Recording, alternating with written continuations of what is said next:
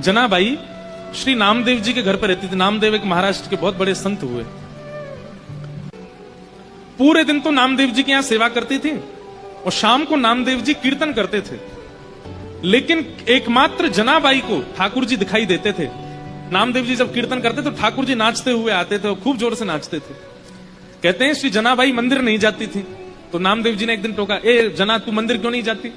बोले मंदिर वो जाएं जिनको ठाकुर जी बाहर नहीं मिलते, मुझसे तो रोज मिलने आते हैं।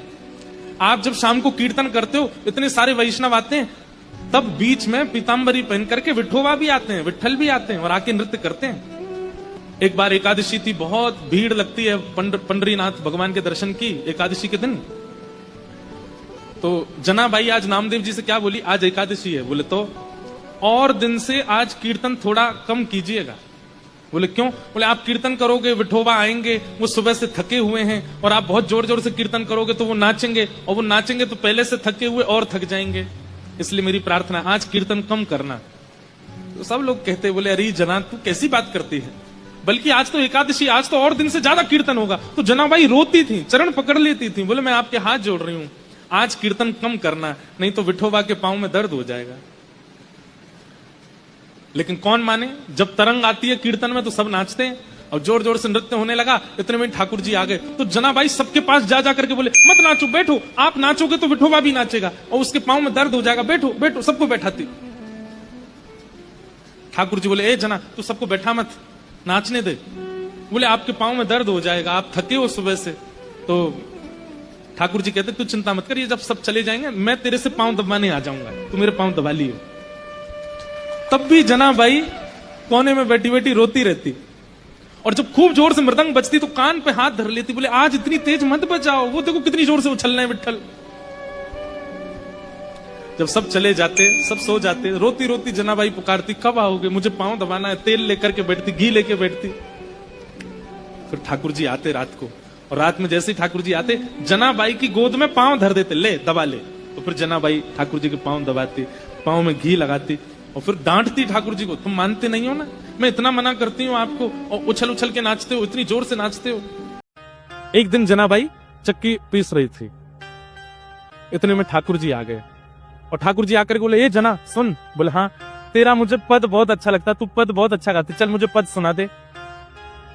तो जनाबाई पद गा रही थी। जनाबाई ऐसे चक्की चला रही है और पद गा रही है, और ठाकुर जी ऐसे हाथ की टेक लगा करके बढ़िया प्रेम से सुन रहे थे जनाबाई को। धीरे से बीच में ठाकुर जी उठे, बोले ये चक्की पीसना बंद कर, इसकी घर घर आवाज आ रही है ना, तो मुझे तेरे स्वर सुनाई नहीं दे रहे, इसको मत पीसे। तो जनाबाई बोली काम कैसे छोड़ दूंगी, काम तो पूरा करना पड़ेगा ना, और इतना ही तुमको सुनने का मन है, चलो हाथ लगाओ, तुम पीसो, मैं सुनाती हूँ। ठाकुर जी बोले ठीक है मैं पीसना हूँ। ठाकुर जी पीसने बैठे चक्की। बोले तू गा के सुना। ठाकुर जी चक्की चला रहे हैं, जनाबाई गा रही है। अब गाते गाते जना क्या हुआ, ठाकुर जी इतने आभूषण पहन के गए थे, वो आभूषण चक्की से टकरा रहे थे, तो उनमें से आवाज आ रही थी। तो जनाबाई नहीं गा पा रही थी। तो जनाबाई बोली मैंने चक्की छोड़ी तो क्या आप भी कम हल्ला नहीं कर रहे, इतना सारा गहना पहन के आते हो, छम छम छम छम आवाज करते हैं सब, इनको उतार दो। तो ठाकुर जी ने सारे गहने उतार करके वहीं धर दिए और प्रेम से चक्की पीसने लगे। जनाबाई गाने लगी। सुनते सुनते पद इतने में ही मंगला के घंटे घड़ियाल बजने लगे मंदिर में। ठाकुर जी तुरंत उठे, अरे जना मंगला का समय हो गया, मैं दौड़ के जाता हूँ, मंदिर में पुजारी आ जाएंगे। और ठाकुर जी दौड़ करके गए और मंदिर में जाके ठाड़े हो गए। लेकिन रात में जो गहने पहने थे वो वहीं छोड़े आए जनाबाई के। कपाट जैसे सुबह खुले तो ठाकुर जी के श्री अंग पर एक भी गहना नहीं था। और जब वो गहने नहीं मिले, और गहने तो छोड़े आए, ऊपर से एक गलती और करके आए ठाकुर जी। क्या? ठाकुर जी बोले अगर मैं ऐसे जाऊंगा तो सब पुजारी पहचान जाएंगे, जनाबाई एक काम कर अपनी सॉल दे दे मुझे। तो जनाबाई की सॉल लपेट के और गए। मंदिर में जैसे ही पहुंचे, कपाट खुले, पुजारियों ने जैसे ही देखा ठाकुर जी को, पहले देखा आभूषण कहाँ गए, ठाकुर जी के आभूषण कौन चोरी कर ले गया। इतने में ही नामदेव जी मंगला का दर्शन करने आए थे, तो मंदिर में हलचल हो रही थी। नामदेव जी बोले क्या हो गया? बोले ठाकुर जी के आभूषण नहीं मिल रहे हैं, कोई चोरी कर ले गया। जैसे ही देखने गए, आभूषण नहीं देखे, तो बोले लेकिन ये सॉल मैंने कहीं देखी है, ये सॉल तो देखी देखी लग रही है, क्योंकि नामदेव जी के घर में जो काम करती जनाबाई उसी की सॉल थी। अचानक से अरे ये तो जनाबाई की सॉल है। पुजारियों ने जैसे सुना जनाबाई की सॉल, बोले महाराज क्षमा कीजिएगा, आपकी जना ही आई है, और आकर के सब चोरी करके चली गई है ठाकुर जी का, हम उसे छोड़ेंगे नहीं। जनाबाई यहाँ चक्की पीस के सारा आटा इकट्ठा कर रही थी, इतने में सब पंडा पुजारी पहुंच गए और जनाबाई से जाके बोले, ए जना, तेने ठाकुर जी के आभूषण चुराए?